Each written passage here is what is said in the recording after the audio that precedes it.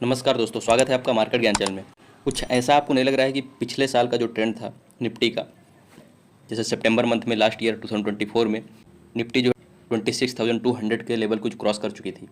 सितंबर month की बात है ये। बट उसके बाद जो सडन इसमें गिरावट देखने को मिली थी लगभग 18 से 19% के आसपास। उसके बाद सीधे निफ्टी 22,000 के लेवल पे आ गई थी। अगर आप देखेंगे फरवरी 2025 के आसपास, मतलब 4 से 5 महीने की बात थी ये, और निफ्टी जो है लगभग 18% के आसपास गिरावट हुई थी। तो आपको वही सेम ट्रेंड यहाँ पर रिपीट होते हुए इस साल भी नहीं दिख रहा है? थोड़ा सा जल्दी है, मतलब जहाँ पे सितंबर में स्टार्ट हुई थी लास्ट ईयर, वैसे ही इस साल जुलाई में स्टार्ट हो गई, या बोलिए कि जून एंड या जुलाई में स्टार्ट हो गई। पिछले साल जहाँ जो पीरियड्स की मैंने बात की उसमें 18% के आसपास निफ्टी करेक्ट हुई थी। 25 जून को जो निफ्टी ने 25,600 का अपना हाई लगाया था, उसके बाद से भी एक मंथ भी नहीं हुए, उसमें अगर देखेंगे आप तो लगभग 3 से 4% के आसपास निफ्टी में करेक्शन हो चुका है। और निफ्टी में इतना करेक्शन 3-4% तो बहुत लाजमी है, होता रहता है। बट जो सर्कमस्टांसेज हैं, जो कंडीशंस हैं, जो सिचुएशंस हैं करंटली ओवरऑल ग्लोबल लेवल पर या डोमेस्टिक लेवल पर देखेंगे तो लगभग पिछले साल के जैसे ही आपको रिपीट होते हुए दिखेंगी। जैसे एग्जांपल के तौर पर एफआईआईज पिछले साल क्या कर रही थी, अपना जो फंड था इंडियन इक्विटी मार्केट में इन्वेस्टेड था, उसको जो है निकालना स्टार्ट कर दिया था। फिर से वही आपको सेम ट्रेंड देखने को इस साल भी मिल रहा है। हम आगे इसमें डिटेल में डिस्कस करेंगे कैसे एफआईआईज ने अपनी स्टेक इंडियन इक्विटी मार्केट में डिक्रीज करना स्टार्ट कर दिया है। दूसरा सबसे मेन जो फैक्टर था पिछले साल, यूएसए इलेक्शंस थे। उसके बाद ट्रंप के आसार लगाए जा रहे थे कि प्रेसिडेंट बन जाएंगे। उसके बाद भी इक्विटी मार्केट जो है गिरना स्टार्ट कर दिया था।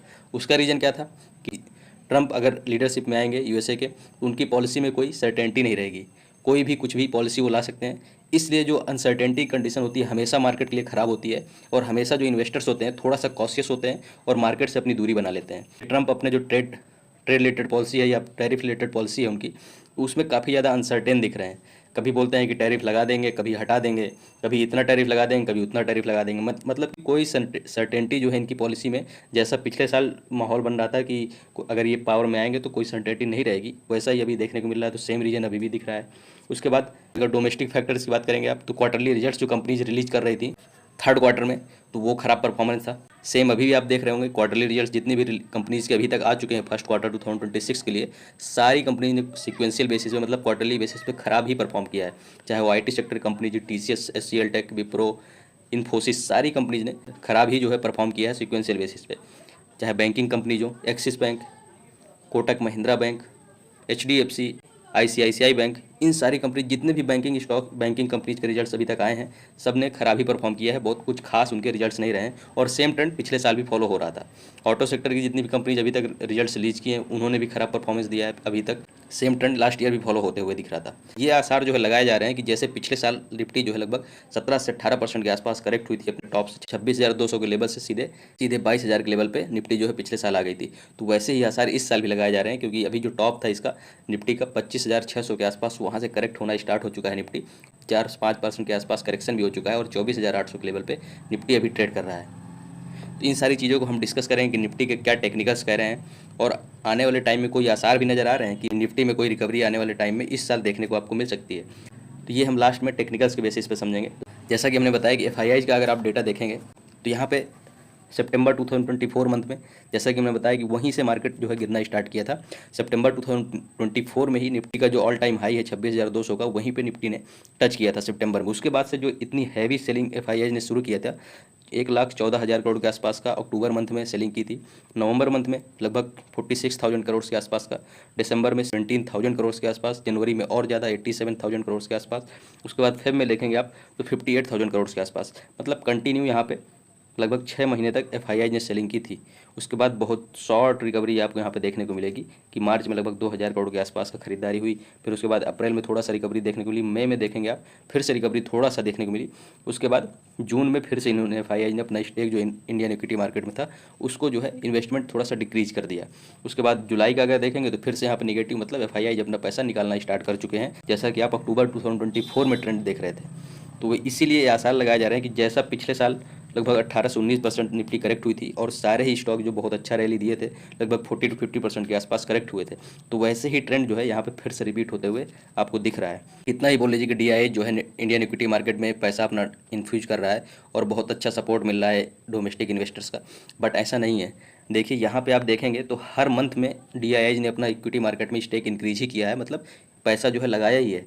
बट मार्केट जो टोटली डिपेंड कर रहा है एफआईआईज पे, जहाँ पे जिस मंथ में एफआईआई जो है अपना पैसा इन्वेस्ट कर रहे हैं वहाँ पे मार्केट बढ़ रहा है, और जिस मंथ में एफआईआई अपना पैसा निकाल रहे हैं उस मंथ में मार्केट जो है डिक्रीज हो रहा है। तो ये केवल बोलने की बात होती है। अब जो इंडियन इन्वेस्टर्स हैं, डोमेस्टिक इन्वेस्टर्स जो बोलें, तो वो काफ़ी ज़्यादा स्ट्रांग है और काफ़ी ज़्यादा सपोर्ट प्रोवाइड करते हैं। ऐसा कुछ नहीं है, पहले भी एफआईआई जब अपना पैसा स्टॉक मार्केट से निकालते थे तो मार्केट गिरता था, और अभी भी सेम वही हो रहा है।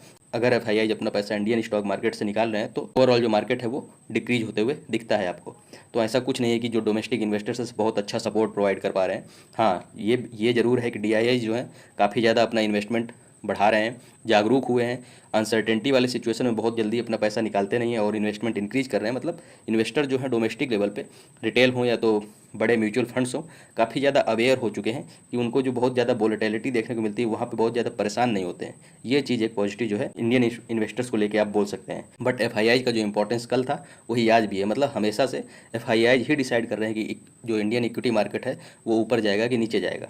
इसके बाद ट्रंप के पॉलिसी की बात किया, जैसा कि आपने सुना ही होगा 1 अगस्त को इंडिया को जो इनको टाइम दिया गया था, ट्रेड डील है उसको साइन कर लें, नहीं तो उसके बाद फिर 500% के आसपास की टैरिफ लगा दिया जाएगा। इससे पहले जो ट्रंप के बहुत खास मिनिस्टर हैं उन्होंने बोला था कि ब्रिक्स नेशन है उनमें 500% के आसपास का टैरिफ लगाएंगे। जो रसिया से ट्रेड रिलेशन रखते हैं जैसे कि चाइना, इंडिया, ब्राज़ील, इन सारी कंपनी जो बहुत हैवी जो है पेनाल्टी के रूप में लोग टैरिफ लगाने की बातें कर रहे हैं। तो उसकी वजह से काफ़ी ज़्यादा अनसर्टेनिटीज़ बनी हुई है।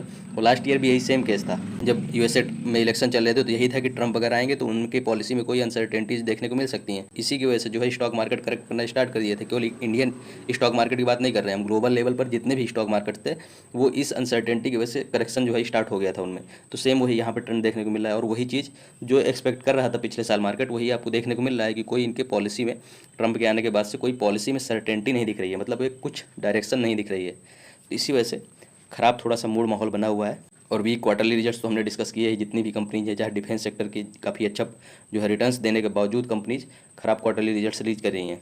और आने वाला जो और भी एक इंपॉर्टेंट जो फैक्टर है ग्लोबल लेवल पे ही, फेड पॉलिसी मीटिंग होने वाली है यूएसए की, जहाँ पे वो डिसाइड करने वाले हैं कि रेपो रेट को चेंज करने वाले हैं कि नहीं। बट बहुत कम चांसेस है कि रेपो रेट चेंज करेंगे।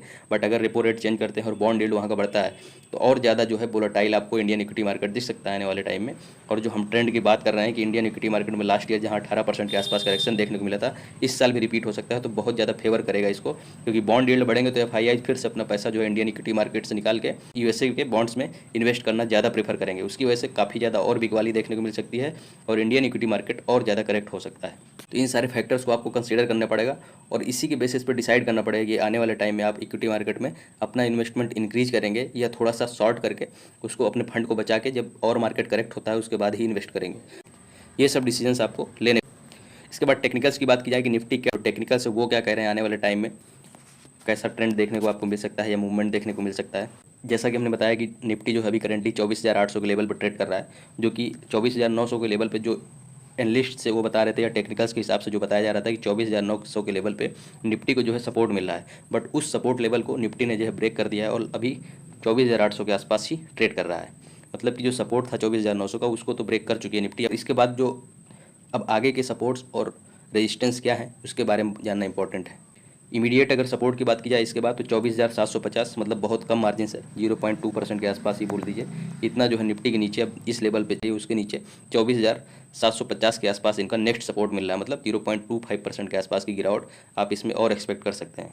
बट अगर इस सपोर्ट लेवल को 24,750 के सपोर्ट लेवल को अगर निफ्टी ब्रेक करता है तो फिर उसके बाद सीधे 24,500 के लेवल पे ही आपको सपोर्ट नेक्स्ट जो है मिलेगा। अगर आप साइड की बात की जाए, रेजिस्टेंस कहाँ पर निफ्टी को देखने को मिल सकता है, 25,150 के लेवल पर अगर क्लोजिंग जो है निफ्टी देता है, मतलब अगले ट्रेडिंग सेशन में मान लीजिए कि निफ्टी जो है 25,150 के लेवल पे क्लोजिंग दिया, उसके बाद जो निफ्टी के टारगेट से नेक्स्ट 25,500 या 25,700 के रेंज पे जो है निफ्टी पहुंच सकता है। बट 25,700 का लेवल है जो उस पर जो है निफ्टी को काफ़ी हैवी रेजिस्टेंस मिलेगा, मतलब उसके ऊपर जो है निफ्टी के बहुत कम चांसेस जाने के। अगर ऐसा होता है तो बहुत अच्छी बात है, बट जो सिनारियोज हैं डोमेस्टिक या इंटरनेशनल लेवल पे उससे बहुत कम चांसेस है कि निफ्टी जो है अपवर्ड मूवमेंट यहाँ से देखेगा, क्योंकि एफआईआई ने अपनी बिकवाली स्टार्ट कर दी है और जो ट्रंप है उनकी ट्रेड पॉलिसी में कोई सर्टेनिटी नहीं है। इंडिया को लेकर वो आज कुछ बात करते हैं, कल कुछ बात करते हैं, कभी बोलेंगे कि टैरिफ इंक्रीज करेंगे, कभी बोलेंगे कि टैरिफ रिड्यूस करेंगे, इंडिया को फेवर करेंगे। तो इसलिए काफ़ी ज़्यादा अनसर्टेनिटी भी आने वाले टाइम में आपको और देखने को मिल सकती है। क्वार्टरली रिजल्ट्स की तो आप देख ही रहे हैं कितनी ख़राब हालत है कि सारी कंपनीज के ही सिक्वेंशियल बेसिस पे, मतलब कि क्वार्टर ऑन क्वार्टर बेसिस पे कंपनी के जो प्रॉफिट्स हैं, रेवेन्यूज़ हैं, वो डिक्रीज होते ही दिख रहे हैं। तो ये सारे जो फैक्टर्स हैं इनको आपको कंसिडर करने पड़ेंगे इन्वेस्टमेंट डिसीजन मेकिंग के पहले। तो धन्यवाद, मिलते हैं अगले वीडियो में।